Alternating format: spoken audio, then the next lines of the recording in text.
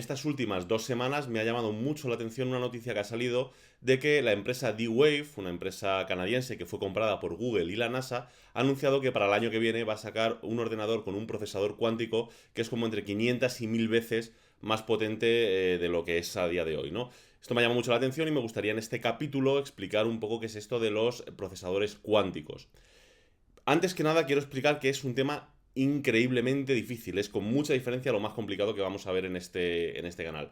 Es tan difícil como que la mayoría de las cosas sobre las que vamos a hablar van a estar basadas en hipótesis, no en cosas que todavía estén demostradas, ni en cosas que se sepan con cierta exactitud.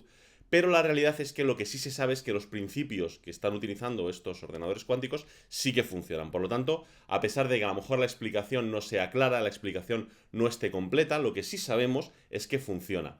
Además, me parece muy interesante explicarlo porque el crecimiento que está teniendo esta tecnología es muy importante. Vamos a ver dónde está la diferencia entre dónde estábamos y dónde vamos a estar.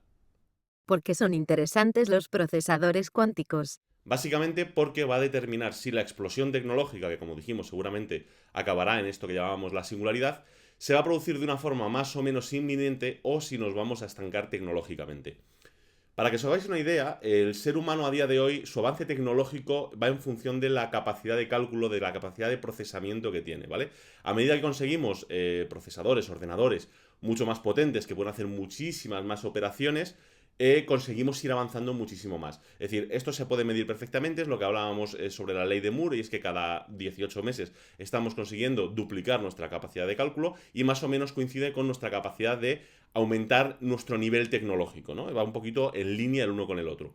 El problema es que nosotros estamos basando esa capacidad de cálculo en un sistema de transistores, ¿vale? De estos cacharritos de aquí, os lo he enseñado en algún otro capítulo, en algún otro episodio.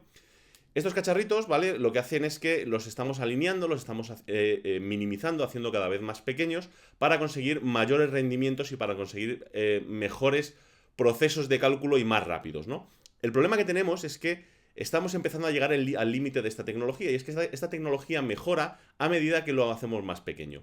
Estamos llegando ya a tamaños de alrededor de los 10 nanómetros por transistor, es decir, este cacharrito que os he enseñado tendría nada más que el tamaño de 10 nanómetros en un procesador. Y el problema es que en cuanto empecemos a acercarnos a una orden de magnitud por debajo, es decir, a un nanómetro, 0,5 nanómetros más o menos, ya no vamos a poder hacerlo más pequeño. Es porque ya estamos empezando a llegar a un tamaño molecular y ya no podemos hacerlos más de un tamaño más reducido. Por lo tanto, esto sería un problema porque nos estaríamos estancando, ya no podríamos avanzar y ya no podríamos mejorar esa capacidad de cálculo en la que nos estamos basando a día de hoy. Pues bien, esto de los procesadores cuánticos elimina completamente digamos, esta limitación que tienen los transistores.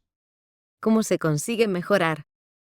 Vamos a ver cómo nos vamos a quitar de en medio esta limitación.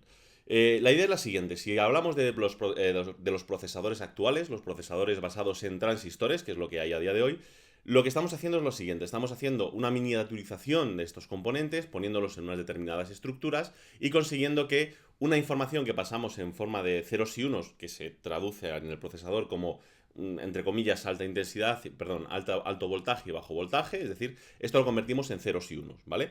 La gracia está en que nuestra unidad mínima, digamos, en un procesador es el transistor que puede dar una señal, puede respondernos una señal de 0 o de 1, es lo que llamamos un bit, ¿vale? Entonces, bueno, no, obviamente yo no me voy a meter en cómo funcionan exactamente estas estructuras y demás, pero bueno, la idea es esa, es decir, alineamos montones y montones y montones de ellos, cada vez más, que eso es lo que nos está dando este aumento de la capacidad de cálculo y en función de eso obtenemos resultados cada vez mayores, es decir, conseguimos tener cuentas mayores con números más grandes que podemos hacer y más número de operaciones por segundo, es decir, más ciclos en los que podemos obtener más respuestas en poco tiempo, ¿vale? Esta es un poco la idea. La idea es pensar en procesador tradicional basado en transistores, la unidad mínima es un bit que puede ser 0 o 1. ¿Cómo funcionan estos procesadores cuánticos? Bueno, pues esto ya aquí vais a tener que hacer, entre comillas, un poco un acto de fe, ¿no? Porque es un poco difícil de explicar, es un poco complicado. Poco a poco iremos explicando exactamente cómo es, pero vamos a empezar simplemente viendo la diferenciación de funcionamiento, ¿vale? Que nos deja ver un poco por dónde van los tiros. La idea es la siguiente, tú coges una partícula subatómica, ya que cuando estoy diciendo esto, pues la cosa se complica, ¿no? Porque ninguno somos capaces de entender ni cómo se coge una partícula subatómica. Pero bueno, hay quien sí sabe hacerlo, se coge una parte que es más pequeña que el electrón de un propio átomo, ¿vale? Se aísla y utilizamos una de sus propiedades. En este caso sería el spin, que es, por decirlo simplemente, si esa partícula gira en un sentido o gira en otro, ¿no? Esto se empieza a parecer a lo que estábamos hablando de un bit, ¿vale? Que teníamos una posición u otra. La gracia es que si nos basamos en la mecánica cuántica, a diferencia de digamos, en la mecánica tradicional en la que vemos nosotros en nuestra física en el día a día, hay una diferencia fundamental, y es que la partícula, que tiene dos posibles estados, es decir, girando en un sentido, girando en otro, cuando la medimos a nivel de física cuántica, en realidad puede tener tres estados distintos. Y estos tres estados es girando en un sentido, girando en el otro o girando en los dos sentidos a la vez, ¿vale? Esto es completamente contraintuitivo. Esto no se puede entender, digamos, si no hacemos un pequeño acto de fe de que esto realmente funciona. La realidad es que, como digo, estos procesadores cuánticos funcionan cada día mejor y van a ser una revolución. Y sabemos que esta física, que nos parece increíblemente abstracta, en realidad sí que está funcionando. Por lo tanto, tenemos que hacer ese pequeño acto de fe, de pensar que la unidad básica ahora, que antes llamábamos bit, es lo que se llama un qubit, de quantum bit, ¿vale? Es muy sencillo, qubit, que puede tener tres posiciones distintas. Puede tener girando en un sentido, es decir, 0, girando en el otro, que es un 1, o 0 y 1 a la vez, girando en ambos sentidos simultáneamente. ¿Esto qué ventaja nos aporta? Bueno, pues os pongo un ejemplo para que veáis a nivel ya mínimo cómo se ven las diferencias. La diferencia en números, para que os hagáis una idea. Donde antes teníamos, para poner un número pequeño, 8 transistores, lo que podíamos conseguir es una operación por cada vez que, digamos, le preguntábamos al procesador, una sola operación con un valor entre 0 y 256. Esto de 256 viene de elevar 2 a la 8, de eso de 8 transistores, sale del número 256. Digamos que es el tamaño de número que podemos manejar. Entonces podríamos, repito, para que quede claro, podríamos hacer una operación con un número hasta 256. ¿Qué sucede si hago lo mismo con un procesador cuántico? Pues que el procesador cuántico aprovecha mucho más sus recursos, de tal forma que teniendo única y exclusivamente 8 partículas subatómicas controladas, podríamos conseguir 256 resultados simultáneos de un valor entre 0 y 256. Ya veis que simplemente con 8 transistores la diferencia es brutal. Para que os hagáis una idea de cómo crece esto, con 32, solo con 32 partículas controladas, ya podemos hacer 4.000 millones de operaciones simultáneas. Y, para que os hagáis una idea, esto es de The Wave, la empresa esta que como digo es de Google y de la NASA, pretenden sacar el año que viene un ordenador con 2.000 qubits.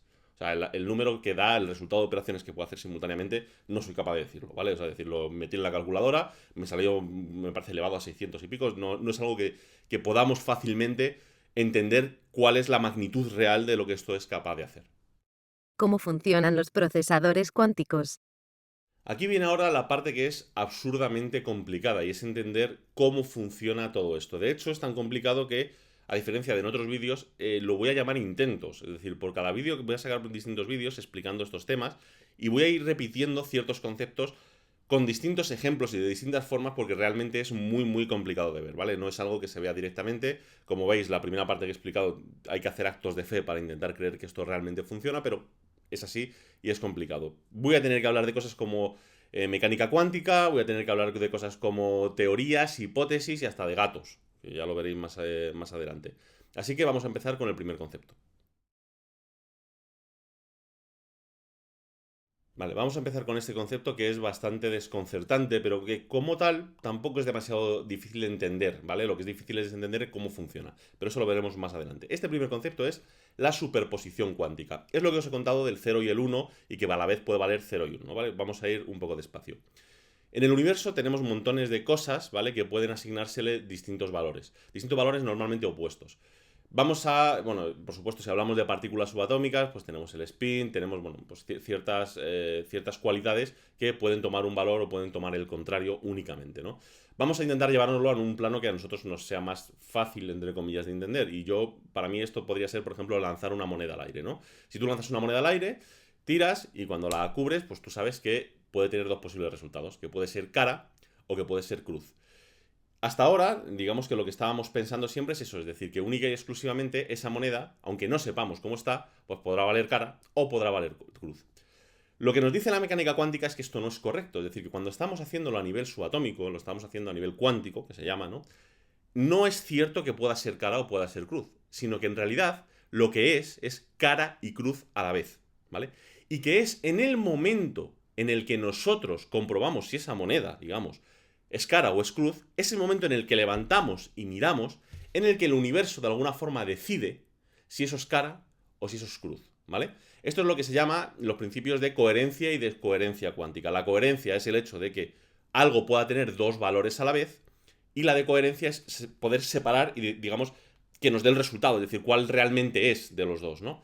Esto es imposible de entender, es decir, me explico, nuestra intuición no es capaz de entender esto directamente porque nuestra realidad, como no está basada, aunque sí está obviamente gobernada por las leyes de la física cuántica, pero a nivel macroscópico, es decir, a nivel de millones y millones de moléculas por las que estamos formados, esto no se comporta así, nosotros no somos capaces de entenderlo como tal. Pero bueno, el concepto en sí sí que se entiende, ¿vale? Aunque no tenga lógica o no tenga, o parezca que no se puede razonar, ¿no? Entonces, esta es un poco la primera idea que quiero transmitir en este primer vídeo, ¿vale? Que si hablamos de mecánica cuántica, la realidad es que las cosas no suceden de una forma tan lineal como podríamos pensar. Es decir, cuando una partícula subatómica toma un spin o toma el contrario, solamente se consigue saber en qué sentido se está moviendo una vez que lo estamos observando. Hasta ese momento la realidad es que para el universo se está moviendo en los dos sentidos a la vez. Esto nos va a llevar a preguntas que son infinitamente más complicadas. Porque claro, es decir, si os planteáis esto que estoy diciendo, hay preguntas que son difíciles de contestar. El primero es cómo es posible, dónde se almacena esa información, ¿no? Podríamos decir de que una cosa está girando en los dos estados, ¿no? Otra pregunta sería cómo se decide en qué estado va a estar, ¿no? Si va a ser uno u otro. Otra pregunta que es de estas que te hacen que te estalle la cabeza, ¿no? Es